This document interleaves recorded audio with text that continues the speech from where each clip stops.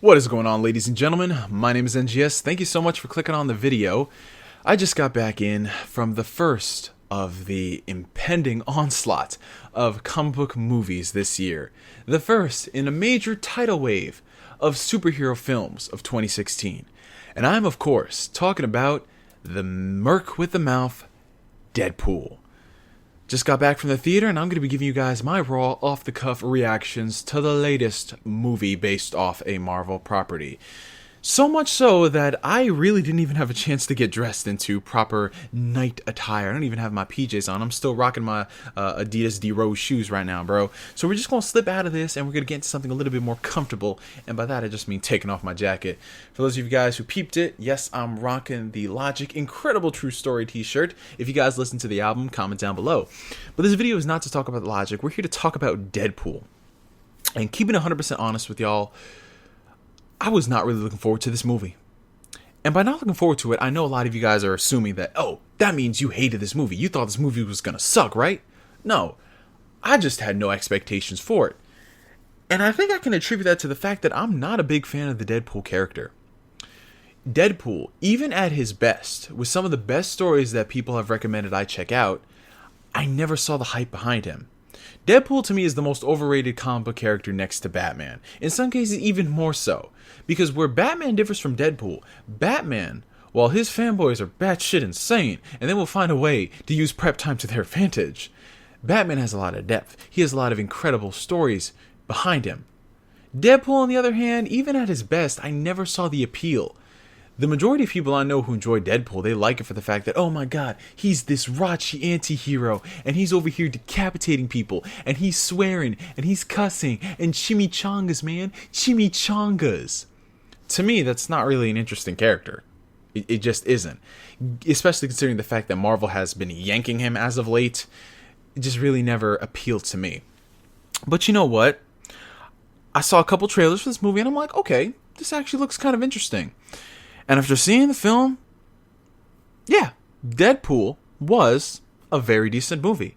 There were a lot of things that I liked about Deadpool. In some cases, it may be the most entertaining movie based off a Marvel character in the past few years. There's a lot to discuss, but I want to preface this video by saying that this is going to be as spoiler-free as possible. So if you haven't checked out Deadpool, you don't have to worry about it. However, while this is going to be spoiler-free, there are going to be a couple of instances where I'm referencing things that happen in the film. Don't click off the video yet, because if you've seen any of the trailers, TV spots, any promotional material for the Deadpool movie, you already know what I'm talking about. And we might as well start there, because that's, I guess, a gripe I have with the film, but not as much as some of the other stuff. If you've seen any of the trailers for Deadpool, be it the Red Band trailer or the Vanilla trailer, they basically spoil a lot of stuff that happens in the film. You basically get the entire premise in every single trailer they put out. A lot of the cool money shots that you see, a lot of the quips, a lot of the jokes, a lot of the cool action shots, those are in the trailers. And that's what's really disappointing. This is not going to be a video ranting against Hollywood trailer culture and how they're cramming all of the plot points of major movies in these 2-minute trailers. But it was kind of disappointing that the Deadpool movie showed so much in the trailers. Especially considering that the way they played out in the trailers was exactly how they played out in the film. There weren't any differences, there weren't any cuts whatsoever. Thankfully, all the stuff that we saw in the trailers was very early in the movie. A lot of the stuff that you see happen there happens within the first 20 to 30 minutes. And everything from that point on is new stuff that, for the most part, you haven't seen. Or at least stuff they haven't touched on in the trailer. So if you were worried about them spoiling a lot of stuff, it was for the first act of the movie, but not for the stuff later on. Now let's talk about some of the stuff that I really did enjoy about Deadpool. Deadpool is an unconventional, I don't even want to call it a superhero movie because Deadpool isn't a superhero movie. Deadpool is an unconventional comic book character film. And what I mean by that is that it does so many things that literally break the mold when it comes to telling superhero stories. First and foremost, the origin of Deadpool. Origin stories have been around in Hollywood for various years, various decades, and it's something that has permeated the superhero culture. In the past 10 years or so, a lot of the studios have actually gotten their act together and given us better adaptations of comic book characters. You saw it with Christopher Nolan's Batman Begins, and from that point on, they really started the trend of, more faithfully adapting these comic book characters, because we all know we deserved better. Deadpool does a pretty dang good job at that, but it does it in such a different way. Whereas you look at something like a Batman Begins or Amazing Spider-Man or Captain America, and you notice that they really don't start doing crazy stuff until an hour into the film.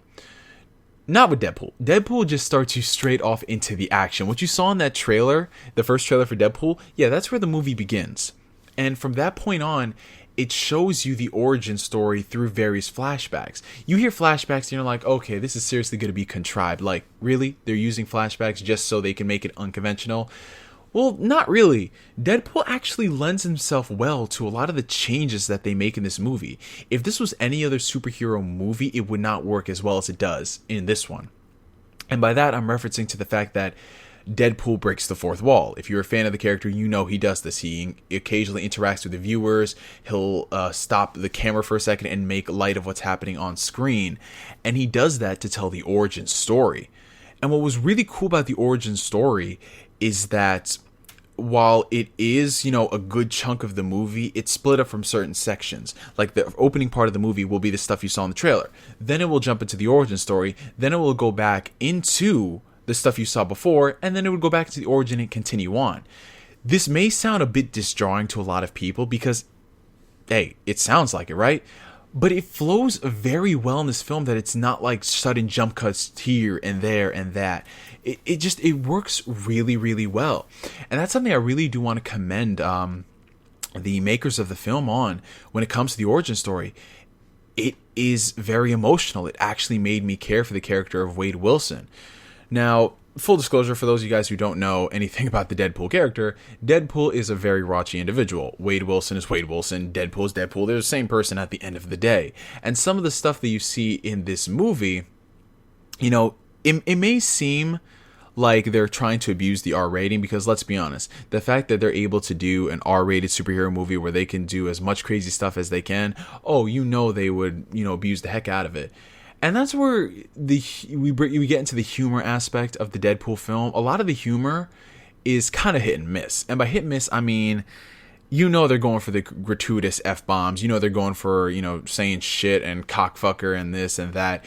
They're going to do it because they have the R rating. And that's what I really had a problem with. I mean, I'm all for people being able to say what they want, but after a while it just gets redundant and monotonous, and it's like, really? This has devolved into toilet humor. But thankfully, Deadpool has a pretty decent balance of actually mixing in other jokes. If you saw the trailer and you thought that a lot of the humor seemed very edgy and, yeah, they're going for an R rating because they can, they play out a lot better in the movie, especially the conversations with Wade Wilson's friend at the bar. That guy is one of the shining stars of the film, but I'll touch on that later.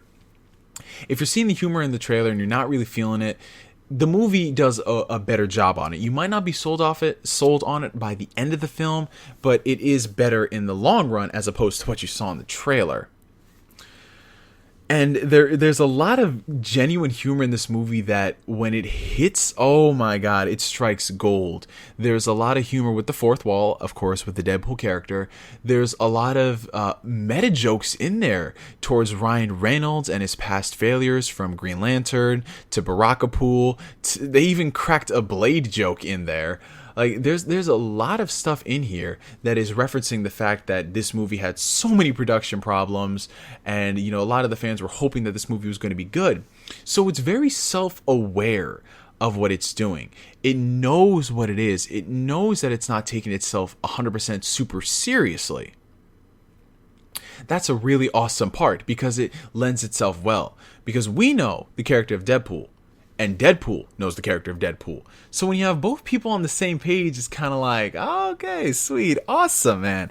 So as far as the tone and the vibe goes to capturing Deadpool on screen, they do a fantastic job at that. Humor, like I said, it's kind of hit or miss, but when it strikes, oh man, it's freaking hilarious. Now let's move into some of the more disappointing aspects of the movie, and that has to do with the supporting cast. Now, like I said, Deadpool's very unconventional. Can't speak. but it works for Deadpool. And a lot of the things that would normally be cons in other movies, they're not really cons because of what Deadpool lends itself to. And the supporting cast, looking at it from a critical perspective, not having fanboy comic book movie glasses on, the supporting cast was rather weak. If you're looking at the amount of time development that they got in the movie, it's really nothing. The X-Men characters in particular, who you saw in the trailers, Colossus and Negasonic Teenage Warhead, yes, that's actually her name, they're in the movie, but they don't play a major role. Wade Wilson's girlfriend, she doesn't really play a major role. The main villain of the movie is arguably one of the weakest that I've ever seen in a comic book movie. But even though he's weak, combine that with the Deadpool-ish stuff that's going on, it ends up being serviceable. All the characters in the movie, while they sound weak, they end up just doing what they're supposed to do. It's not really a con, it's not really a pro, but in the era where we've gotten such amazing villains, like in Captain America Civil War, Wilson Fisk in Daredevil, and the incredible performance of David Tennant in Jessica Jones, the bar has just been raised for superhero villains, and it's kind of sad that we didn't see this in Deadpool. But considering what they were going for with the production and all the delays, it's kind of understandable that they were trying to get this movie off the ground. And other than that, there are a lot of, like I said, a lot of meta jokes in the film. A lot of jokes that kind of might become annoying after some point. Like I said, they mentioned Ryan Reynolds and his numerous failures. They mentioned Green Lantern. They mentioned Barakapool. And it's funny as a comic book fan, but after a while, it's just like, okay, we get it. We know that you're able to do this, but do you really have to keep hammering it home all the time? But one of the things that I really do love about the fact that it's meta is that this is part of the shared Fox Marvel universe. And by that, I mean they're able to talk about the X-Men characters very openly. So they name drop Wolverine a bunch of times. They name drop a lot of the X-Men characters. There's one in particular that I'm not going to spoil. It's actually one of my favorite parts of the movie involving a certain character who is an X-Men. But some of the stuff that Deadpool says about him is very funny, and it's not Wolverine related, so you don't have to worry about that. But it's very hilarious, very, very good stuff. And that was my favorite part about the meta aspect. Like, Deadpool references the X-Men films in addition to Fox themselves and the BS that they've pulled with the X-Men characters. Like, he's basically saying what a lot of us fans have wanted to say to Fox for the longest time, and some of the things that we kind of noticed as strange in crossover comic book movies. But other than that, guys, I mean, there's not really much else I can say about Deadpool. It's a very good movie because it knows what it wants to be. It knows that it is a film that is going to break the fourth wall. It has a lot of humor in it. It appeals to its target demographic, and that is very, very good. They did a great job at bringing the Deadpool character to life without going completely overboard and wanking him like they have in the recent Marvel comics.